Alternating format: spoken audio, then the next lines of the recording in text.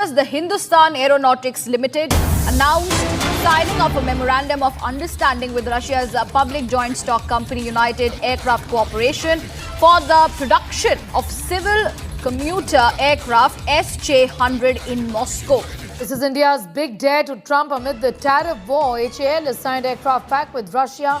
India signs a memorandum of understanding, MOU. Russia या कोई भी कंट्री है शायद इस वजह से नहीं हमारे साथ डील करता कि उन्हें पता है कि यार ये आगे डील को चलाते नहीं हैं या उस तरीके से प्रोफेशनल वे में शायद काम नहीं हम कर पाते, जबकि दूसरी साइड पे फ्रांस हो गया, यूएस, बड़ी बड़ी कंट्रीज हैं वो इंडिया के साथ डील कर रही हैं। क्या वजह है इंडिया के साथ डील करने का? दूसरा ये कि वो हमारे ये जानते कि हमारे जो है ना पॉलिटिशियन है ये स्मगलिंग बहुत ज्यादा, मतलब इनका ये करप्शन बहुत ज्यादा है। लेकिन देखें पाकिस्तान की इकोनॉमी को देखा जाए तो ये बहुत लो है।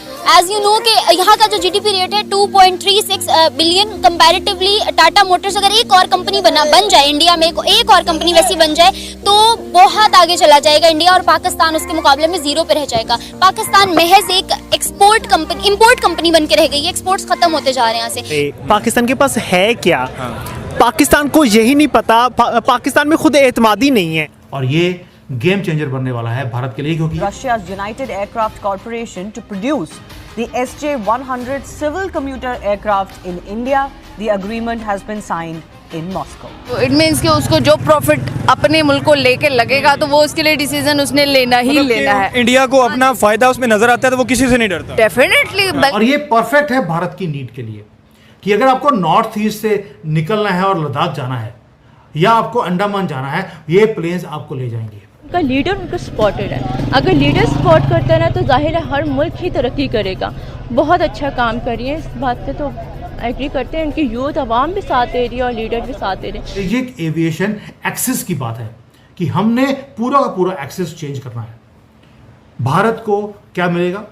हमें पूरा का पूरा इकोसिस्टम मिलेगा, जो नेक्स्ट जनरेशन का जो जेट्स हैं वो हमें मिलेंगे। नमस्कार दोस्तों, एक तरफ जहां भारत में अब प्लेन बनेंगे, हवाई जहाज़ बनेंगे, वहीं पाकिस्तान में अभी भी प्रोपागेंडा ही हो रहा है। दुबई एयर शो चल रहा है और दुबई एयर शो में जैसे ही एक कुछ इमेजेस आती हैं जिसमें दिखाया जाता है कि तेजस में से पानी गिर रहा है, लेकिन पाकिस्तानी मीडिया अपना प्रोपागेंडा शुरू कर देती है और कहती है कि ये तेल लीक हो रहा है, जबकि ये बिल्कुल झूठ है। एसी के वेंट से कुछ पानी आता है, ये प्रॉब्लम बहुत सारे जहाज़ों में और बहुत सारी गाड़ियों में हो जाती है, नॉर्मल सी चीज़ है। ऐसा कुछ हुआ था, इस पे पाकिस्तानी मीडिया प्रोपेगेंडा शुरू कर देती है और JF-17 को बेहतर बताना शुरू कर देती है। JF-17 टोटली चीन ने बनाया है और पाकिस्तान ने खाली उस पर पेंट किया है।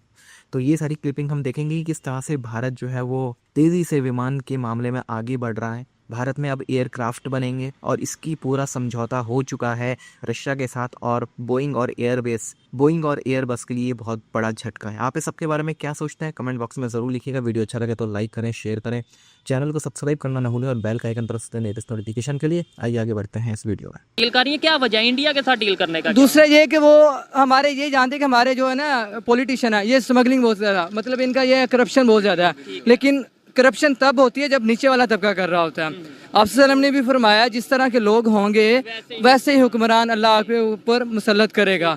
जब तक हम खुद नहीं सही होंगे हमारे हुक्मरान सही नहीं होंगे। मेरा सवाल फिर वही, मैं दोबारा सवाल रिपीट करता हूँ कि इंडिया के साथ एविएशन की हिस्ट्री की सबसे बड़ी ये डील होने जा रही है। क्या कहना चाहेंगे कि इतने बड़े कंट्रीज इंडिया के साथ डील कर रहे हैं, क्या ट्रस्ट इंडिया का ज्यादा है? भारत जैसी जिसको 2-3 हज़ार प्लेन चाहिए आज की डेट में रीजनल कनेक्टिविटी के लिए, और ये हम सिर्फ एम्ब्रेयर से लेंगे 3000 प्लेन, 2000 प्लेन, इतने तो उसने मुझे लगता है पूरी जिंदगी में इतने बेचे नहीं होंगे जितने हम दे सकते हैं। इसलिए एम्ब्रेयर ने भी बोल दिया, वो एक नया प्रोजेक्ट लेकर आ रहे हैं, प्रोजेक्ट एनर्जिया। अब ये प्रोजेक्ट एनर्जिया क्या है? ये दोस्तों वो प्रोजेक्ट है जिसके अंदर ये जिसको बोलते हैं ये चार्जेबल प्लेन, ये वो निकाल रहे हैं जो इलेक्ट्रिक मोटर से चलेंगे, हाइब्रिड इंजन होगा और हाइड्रोजन फ्यूल सेल्स भी इसके अंदर आप यूज़ कर सकते हैं, ताकि ये फ्यूल एफिशिएंट भी हैं और ज़ीरो एमिशन के प्लेन्स हैं। ये मैंने आपको पहले दिखाया था, दोबारा दिखाता हूँ। अब ये जो प्लेन्स हैं ये 9 सीटर से लेकर ऑलमोस्ट 50 सीटर तक ये प्लेन्स हैं, यानी कि छोटा प्लेन दोबारा से है लेकिन कॉस्ट इफेक्टिव है। इलेक्ट्रिक पे चलेगा, ये हाइड्रोजन पे चलेगा, और हाइड्रोजन के ऊपर हमने ऑलरेडी काम करना शुरू कर दिया है। यानी कि जो हमने काम करना शुरू कर दिया उसके पैरेलल हमने प्लेन्स की टेक्नोलॉजी की ट्रांसफर की बात भी कर ली है, मैन्युफैक्चर करने की फैसिलिटी खरीदनी भी शुरू कर दी है। और अब सोच के देखिए ये सारे सीन में बोइंग और एयरबस का होगा क्या, वो है कहाँ पर? भाई वो अभी भी पुरानी गेम में स्टक है। 200 बॉडी की जो 200 सीट की जो बॉडी होती है उसी में लगी है। एयरबस का है 320 नियो, आपको मालूम है। बोइंग 737 मैक्स में फंसा हुआ है, वो उसके 737 में प्रॉब्लम है, इनके जो 320 नियो है एयरबस का उसमें प्रॉब्लम है, और दोनों के अंदर को भी नाराज रखते हैं, रशिया को भी नाराज रखते हैं। सर जो उधार पैसे मांगने वाला होता है ना, वो ऐसा ही होता है, मुनाफिक होता है। तो इसलिए पाकिस्तान में मुनाफिकत है। इंडिया में अब रियलिटी को एक्सेप्ट करना चाहिए सर। जब हम रियलिटी को एक्सेप्ट करेंगे फिर ही हमारे मुल्क की बेहतरी हो सकती है। बिल्कुल ऐसे ही है, और बदकिस्मती से हमारी यूथ उसको एक्सेप्ट नहीं कर पा रही, जबकि पता है यूथ को कि यार हम हर तरफ से कर्जा लेके और आगे कर्जे दे रहे होते हैं। तो मसले हैं जिनको हम एक्सेप्ट करने की कोशिश नहीं कर पा रहे। सर जब इंडिया ने रशिया से तेल ले लिया था, ऑयल हमने नहीं लिया था, आज 272 का लीटर है, और 272 के लीटर की वजह से ही सारी महंगाई ऊपर आई हुई है, क्योंकि पेट्रोल बड़ी मेन चीज़ है, पेट्रोल और इलेक्ट्रिसिटी। अगर तब हम यूएसए से ना डरे होते, यार हम खड़े नहीं हो सकते, हमारा कर्जा हम नहीं उतार सकते क्या? हम इतने कि हम यार अगर कल को हम सपोज करें सऊदी अरब हमारा जो साथ छोड़ जाए, अगर चाइना साथ, तो दुनिया की पहली इस्लामिक न्यूक्लियर पावर है, उसको खड़ा होने का हक नहीं है, मतलब खुददारी दिखाने को। हम कब तक यार, मैं तो कहता हूँ ये कब तक हम किसी पर डिपेंडेंसी जो ना, इस चीज को, सिंड्रोम को हम खत्म करें। हम करप्शन करते हैं, मतलब ठीक है ना, वो आप अमेरिका आज बंद कर दे हमें देना तो पीना। पास देखो हमारे पास क्या क्या नेचुरल रिसोर्सेज नहीं है। इस खत्ते की जो जियोपॉलिटिक्स है और इस खत्ते की जो जियोग्राफी है, वो इतने अहम पॉइंट्स पे हम देखो, उसकी जियोग्राफी, हमारी जो लोकेशन है, उसमें हम बेस्ट यार, हमारे अगर लीडरशिप अच्छी हो ना, हम बेस्ट दुनिया के की यूटिलाइज नहीं किया जा रहा, की पॉलिटिकल प्लेयर हम बन सकते हैं। इस खत्ते में हम चेंज भी ला सकते हैं, हम यार बहुत कुछ कर सकते हैं कि इन चीजों को, अपने पोटेंशियल्स को हम एक्सप्लोर तो करें ना, ठीक है ना।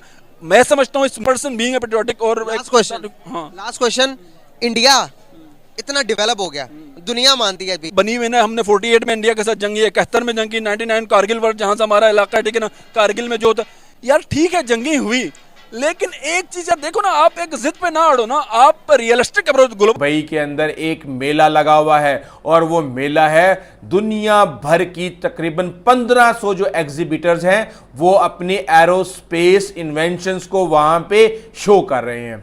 कहा यह जा रहा है कि ये 5 दिन का मेला है, नवंबर 17 से 21 तक ये जारी रहेगा। और इस दुबई एयर शो के अंदर हमने देखा JF-17 थंडर, जो कि अपने वेपन सिस्टम के साथ मुकम्मल तौर पे लोड था और पूरी दुनिया की तवज्जो का मरकज बना हुआ था। लेकिन उसके साथ ही हमसाये में नजर आया तेजाज, और वो तेजाज जिसकी पैंट गीली हुई थी, जिसमें से तेल लीक हो रहा था, और इंडियन एयरफोर्स के एहलकारों ने नीचे शॉपिंग के जो शॉपर्स होते हैं वो नीचे रखे हुए थे उसकी बहती हुई गंगा को रोकने के लिए। और पूरी दुनिया ने देखा कि किस तरह तेजाज जो है वो तमाशा बन के रह गया। और दूसरी तरफ भारत के army chief general Upendra Dwivedi कहते हैं कि जनाब अगर पाकिस्तान ने मौका दिया तो पूरी फिल्म दिखाएंगे।